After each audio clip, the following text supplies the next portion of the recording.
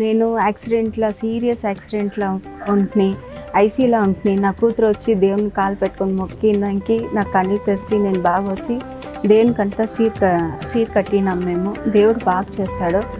அம்மா தேடி யார் வந்தாலும் அவங்களுக்கு நல்லது பண்ணியே பண்ணுறா. எவ்வளோ பேர் வராங்க, எங்கெங்கேயோ இருந்து ரொம்ப தூரத்துல இருந்தெல்லாம் வராங்க. நல்லதாகணும் நிறைய வேண்டுதல்லாம் செய்கிறாங்க. ನನ್ನ ಮಗನಿಗೆ ಒಳ್ಳೆ ಕಾಲೇಜ್ ಸಿಗಬೇಕು ಅಂತ ಕೇಳ್ಕೊಂಡೆ, ಅದು ಆಯಿತು. ನನ್ನ ಮಗನಿಗೆ ಒಳ್ಳೆ ಕೆಲಸ ಸಿಗಲಿ ಅಂತ ಕೇಳ್ಕೊಂಡೆ, ಎಲ್ಲ ಆಯಿತು. ಎಲ್ಲ ಚೆನ್ನಾಗಿ ಮಾಡ್ಕೊಟ್ಟಿದ್ದಾಳೆ ನಮ್ಮ ಗಂಗಮ್ಮ ದೇವಿ.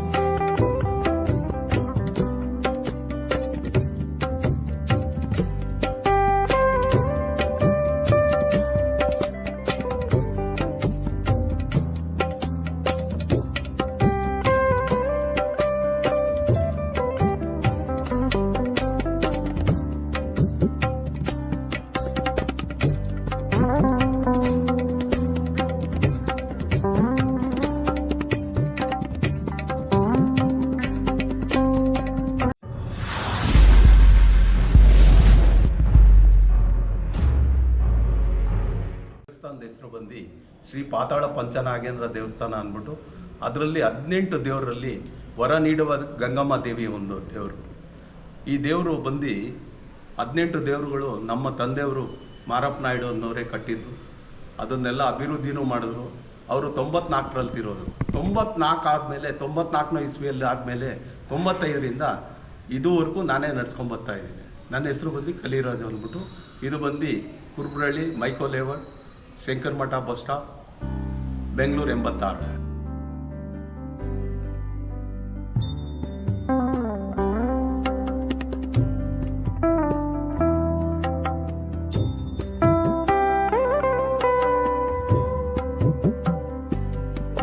ಶ್ರೀ ಗಂಗಾ ಪರಮೇಶ್ವರಿಯೇ ನಮಃ.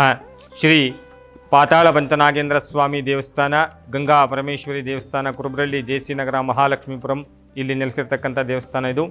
ನನ್ನ ಹೆಸರು ನರಸಿಂಹಶಾಸ್ತ್ರಿ, ಪ್ರಧಾನ ಅರ್ಚಕರು. ಇಲ್ಲಿ 15 ವರ್ಷದಿಂದ ಪ್ರಧಾನ ಅರ್ಚಕ ವೃತ್ತಿಯಲ್ಲಿ ನಾನು ಬಂದಿದ್ದೇನೆ, ದೇವರ ಸೇವೆಯನ್ನು ಮಾಡುತ್ತಾ.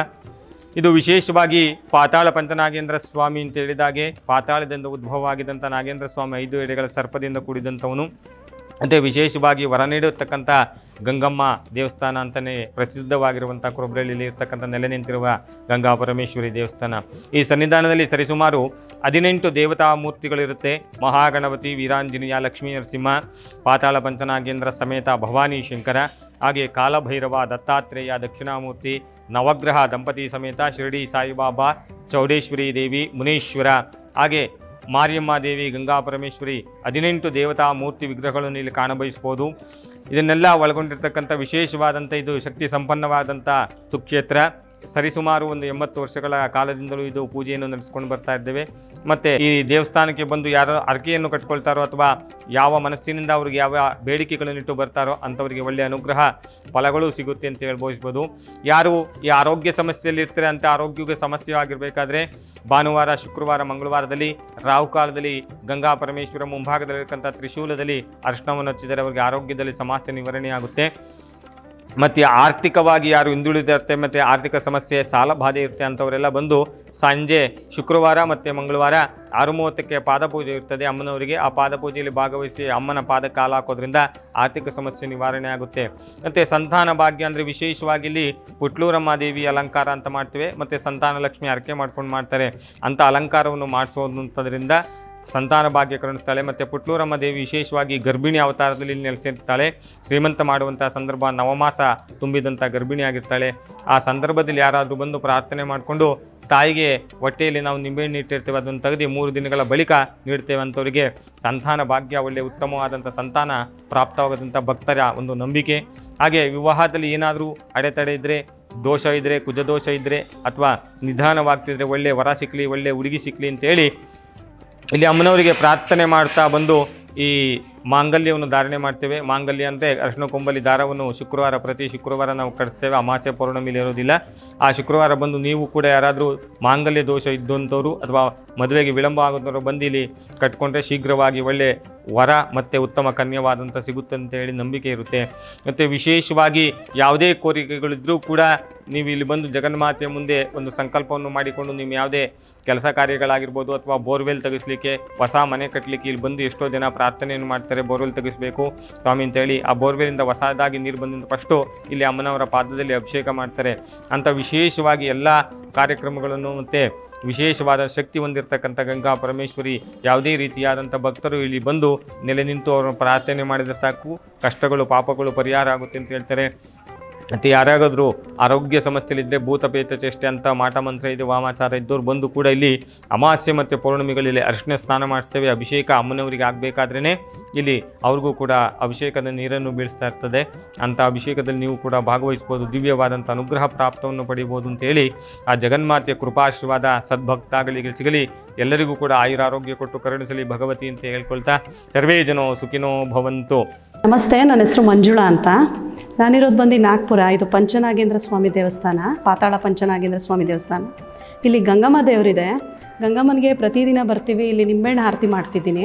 ನಾನು ಏನು ಅಂದ್ಕೊಂಡ್ರು ಇಲ್ಲಿ ಆಗ್ತಾಯಿದೆ. ನನ್ನ ಮಗನಿಗೆ ವಿದ್ಯೆ ಇರಲಿಲ್ಲ, ಇಲ್ಲಿ ವಿದ್ಮೇಲೆ ನನ್ನ ಮಗ ಈಗ ಮಾಸ್ಟರ್ ಡಿಗ್ರಿ ಮಾಡ್ತಾ ಇದ್ದಾನೆ. ಪ್ರತಿಯೊಂದು ಕೆಲಸನೂ ಇಲ್ಲಿ ಸಕ್ಸಸ್ ಆಗ್ತಿದೆ. ಮಕ್ಕಳಾಗದೇ ಇರೋರು ಬಂದರೆ ಇಲ್ಲಿ ಮಕ್ಕಳಾಗತ್ತೆ. ಅಮ್ಮನಿಗೆ ತಿಂಗಳು ಪೂಜೆ ಮಾಡ್ತಾರೆ. ನಿಂಬೆಹಣ್ಣು ಕೊಟ್ಟರೆ ಇಲ್ಲಿ ಮಕ್ಕಳಾಗತ್ತೆ ಇಲ್ಲಿ ತುಂಬ ಜನಕ್ಕೆ. ಮತ್ತು ಇದರಲ್ಲಿ ಇನ್ನೊಂದು ವಿಶೇಷ ಏನಿದೆ ಅಂದರೆ ಇಲ್ಲಿ ನವಗ್ರಹ ಸ್ವಾಮಿ ದೇವಸ್ಥಾನ ಇದೆ. ತಮಿಳ್ನಾಡಿಗೆ ಹೋಗ್ತಾರೆ ತುಂಬ ಜನ ಪೂಜೆ ಮಾಡ್ಕೊಂಡು ಬರೋದಕ್ಕೆ. ಇಲ್ಲಿ ದಂಪತಿ ಸಮೇತ ದೇವಸ್ಥಾನ ಇದೆ. ಇಲ್ಲಾಂದರೆ ನವಗ್ರಹಕ್ಕೆ ದಂಪತಿ ಸಮೇತ ಇರೋದ್ರಿಂದ ದಂಪತಿಗಳ ಬಂದು ಇಲ್ಲಿ ಏನೇ ಹರಕೆ ಕಟ್ಕೊಂಡ್ರು, ಇಲ್ಲಿ ಪೂಜೆ ಮಾಡಿದ್ರು, ಅವ್ರಿಗೆ ಅಲ್ಲೋಗಿ ಏನು ಫಲ ಸಿಗುತ್ತೋ ಅದೇ ಫಲ ಇಲ್ಲಿ ನಮಗೆ ಗಂಗಮ್ಮನ ದೇವಸ್ಥಾನದಲ್ಲಿ ಸಿಗ್ತಿದೆ. ಪ್ರತಿಯೊಬ್ಬರು ಇಲ್ಲಿ ಬಂದು ಪೂಜೆ ಮಾಡ್ಕೊಳ್ಳಿ, ಏನೇನು ಬೇಡಿಕೆ ಇದೆಯೋ ಅದನ್ನೆಲ್ಲ ಅರಿಸ್ಕೊಂಡ್ರೆ ಇಲ್ಲಿ ಪ್ರತಿಯೊಂದೂ ಇಲ್ಲಿ ஆகತ್ತೆ. என் பேர் சந்திரா. நாங்கள் வந்து குருபுரையில் இங்கேயே இருக்கிறது.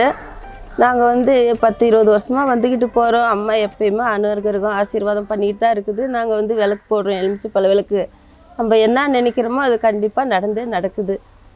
அம்மா தேடி யார் வந்தாலும் அவங்களுக்கு நல்லது பண்ணியே பண்ணுறா. எவ்வளோ பேர் வராங்க, எங்கெங்கேயோ இருந்து ரொம்ப தூரத்தில் இருந்தெல்லாம் வராங்க. நல்லதாகணும்னு நிறையா வேண்டுதல்லாம் செய்கிறாங்க. இன்னும் யாருன்னா வந்தாலும் அவங்களுக்கும் நல்லது ஆயே ஆகுது. నా పేరు దీప. నేను గంగమ్మ దేశానికి 10 ఏళ్ళ నుంచి వస్తాను.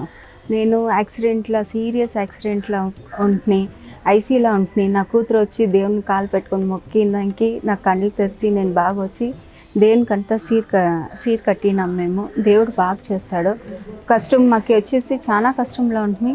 3-4 మంత్స్లో మేము అన్ని ప్రాబ్లమ్స్ క్లియర్ చేసి వచ్చినాం. అంటే వారము నేను ತಪ್ಪೆಲ್ದು ಶಿವಾಜಿನಗರ నుంచి ವಸ್ತಾನೆ ಈ ಅಮ್ಮನ ಚೂಸೇಕಿ. ನಮಸ್ಕಾರ, ನಾನು ಸುನೀತಾ ಅಂತ. ನಾನು ಸುಮಾರು 20 ವರ್ಷದಿಂದ ಬರ್ತಾಯಿದ್ದೀನಿ. ಇಲ್ಲಿ ಪಾತಾಳ ಪಂಚನಾಗೇಂದ್ರ ಸ್ವಾಮಿ ದೇವಸ್ಥಾನ, ಇಲ್ಲಿ ಗಂಗಮ್ಮ ದೇವಿನೂ ಇದ್ದಾರೆ, JC ನಗರ್ ಬ್ಯಾಂಗ್ಳೂರಲ್ಲಿ.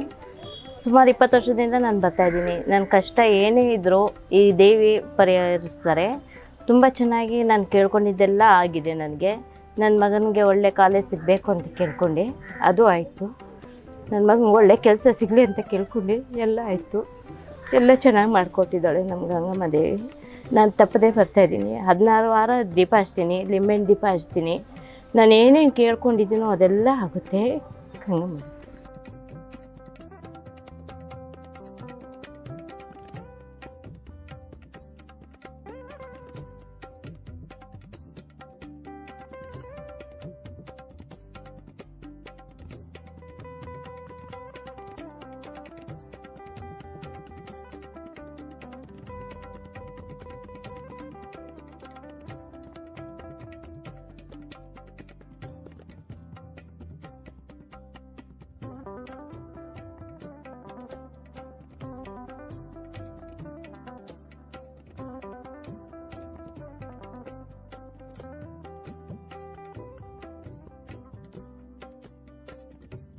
ಐದನೇ ತಾರೀಕಿಂದ 8ನೇ ಆಗಸ್ಟ್ 5 ಮತ್ತು 2024ರಿಂದ 11/8/2024ರವರೆಗೆ 7 ದಿನಗಳ ಕಾಲ ನಾಗರ ಪಂಚಮಿ ಮತ್ತು ಗಂಗಾ ದೇವಿಯ ಒಂದು ಜಾತ್ರಾ ಮಹೋತ್ಸವ, ಕರಗ ಮಹೋತ್ಸವವನ್ನು ಏರ್ಪಡಿಸಿರ್ತೇವೆ. ಪ್ರತಿ ವರ್ಷ ನಾವು ನಾಗರ ಪಂಚಮಿಯ ಒಂದು ಸಮೀಪವಾಗಿರ್ತಕ್ಕಂಥ ನಾಗರ ಪಂಚಮಿಯಿಂದ ಹಿಡಿದು ಸರಿಸುಮಾರು ಒಂದು 7 ದಿನಗಳ ಕಾಲ ಇಲ್ಲಿ ಜಾತ್ರೆಯನ್ನು ಆಚರಣೆ ಮಾಡ್ತಾ ಇರ್ತೇವೆ.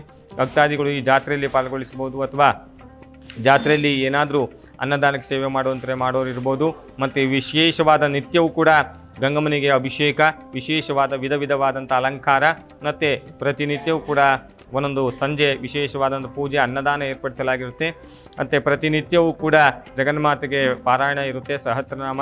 ಮತ್ತು ಕೊನೆಯ ದಿನದಲ್ಲಿ ಸಹಸ್ರನಾಮ ಪಾರಾಯಣ ಇರುತ್ತೆ, ಲಲಿತಾ ಸಹಸ್ರನಾಮ ಸುಮಂಗಲಿ ಪೂಜೆ, ಅದರಲ್ಲೂ ಕೂಡ ಭಕ್ತಾದಿಗಳು ಭಾಗವಹಿಸ್ಬೋದು. ಮತ್ತು ವಿಶೇಷವಾಗಿ ನಾಗರ ಪಂಚಮಿ ದಿನದ ಸರಿಸುಮಾರು ಬೆಳಗ್ಗೆ 9 ಗಂಟೆಗೆ ಪ್ರಾರಂಭವಾಗುತ್ತದೆ ಪೂಜೆ, ಹೋಮ. ಮತ್ತು 12 ಗಂಟೆಗೆ ಮಹಾಮಂಗಳಾರತಿ, ತೀರ್ಥ ಪ್ರಸಾದ ವಿನಿಯೋಗ, ಅನ್ನ ಸಂತರ್ಪಣೆ ಕಾರ್ಯಕ್ರಮ, ಅನ್ನಪೂರ್ಣೇಶ್ವರಿಯ ಪೂಜೆ. ಅನಂತರದಲ್ಲಿ ಅನ್ನದಾನ ವಿತರಣೆ ಮಾಡಲಾಗುತ್ತೆ. ರಾತ್ರಿ 10-11 ಗಂಟೆವರೆಗೂ ನಾವು ನಿರಂತರವಾಗಿ ಅನ್ನದಾನ ಮಾಡಬೇಕು ಅಂತೇಳಿ ಬೆಳಗ್ಗೆ ಲಘು ಉಪಹಾರದಿಂದ ಹಿಡಿದು ಮಧ್ಯಾಹ್ನ ಊಟ, ರಾತ್ರಿ ಊಟ ಮತ್ತು ಉಪಹಾರ, ಲಘು ಉಪಹಾರ ಇರುತ್ತೆ ರಾತ್ರಿ 11 ಗಂಟೆವರೆಗೂ ಅಂತೇಳಿ ಒಂದು ನಿರ್ಧಾರವನ್ನು ಮಾಡಿದ್ದೇವೆ. ಎಲ್ಲ ಭಕ್ತಾದಿಗಳು ಇದನ್ನು ಬಂದು ಯಶಸ್ವಿಗೊಳಿಸಬೇಕು. ಮತ್ತು ವಿಶೇಷವಾಗಿ ಕರಗ ಮಹೋತ್ಸವ, ಇಲ್ಲಿ ಹೂವಿನ ಕರಗವನ್ನು ಏರ್ಪಡಿಸಲಾಗಿರುತ್ತೆ. ಶನಿವಾರ 10ನೇ ತಾರೀಕು ಏನಿರುತ್ತೆ ಅವತ್ತಿನ ದಿನ ಹೂವಿನ ಕರಗ, ಅಗ್ನಿಕುಂಡವನ್ನು ಮಾಡ್ತೇವೆ. ಅಗ್ನಿಕುಂಡದಲ್ಲಿ ಭಗವತಿಯ ಒಂದು ಮೆರವಣಿಗೆ ಹೊರಟು ಆನಂತರದಲ್ಲಿ ಪ್ರಮುಖ ಬೀದಿ, ರಾಜಬೀದಿಗಳಲ್ಲಿ ಸುತ್ತುತ್ತಾ ಜಗನ್ಮಾತೆ ಮಧ್ಯರಾತ್ರಿ ಸರಿಸುಮಾರು 12ರಿಂದ 1 ಗಂಟೆಗೆ ದೇವಸ್ಥಾನಕ್ಕೆ ಬರ್ತದೆ. ಆವಾಗ ನಂತರದಲ್ಲಿ ವಿಶೇಷವಾದಂಥ ಇಲ್ಲಿ ವಿಜೃಂಭಣೆಯಿಂದ ಕೊನೆಯ ದಿನದಲ್ಲಿ ಓಕುಳಿ ಆಟ ಮತ್ತು ವಿಶೇಷವಾಗಿ ಅಮ್ಮನವರ ಒಂದು ಧ್ವಜ ಅವರೋಹಣ ಇರುತ್ತೆ ಮತ್ತು ಮೆರವಣಿಗೆ ಕಾರ್ಯಕ್ರಮ ಇರುತ್ತೆ. ಇದೆಲ್ಲವೂ ಕೂಡ ವಿಶೇಷವಾದಂಥ ಪೂಜಾ ಕಾರ್ಯಕ್ರಮಗಳಲ್ಲಿ ಭಾಗವಹಿಸಿ ಭಗವತಿಯ ಕೃಪೆಗೆ ಪಾತ್ರ ಆಗಬೇಕು. ಎಲ್ಲ ದೇವರುಗಳ ಒಂದು ಅನುಗ್ರಹ ನಿಮಗೂ ಕೂಡ ಸಿಗಲಿ, ಆಯುರಾರೋಗ್ಯ ಕರುಣಿಸಲಿ ಭಗವತಿ ಅಂತ ಕೇಳ್ಕೊಳ್ತಾ ನಿಮಗೂ ಕೂಡ ಜಗನ್ಮಾತೆಯ ಸನ್ಮಂಗಳ ಉಂಟು ಮಾಡಲಿ ಅಂತ ಹೇಳ್ತಿ ಸರ್ವೇ ಜನೋ ಸುಖಿನೋ ಭವಂತು, ಲೋಕಾ ಸಮಸ್ತ ಸುಖಿನೋ ಭವಂತು.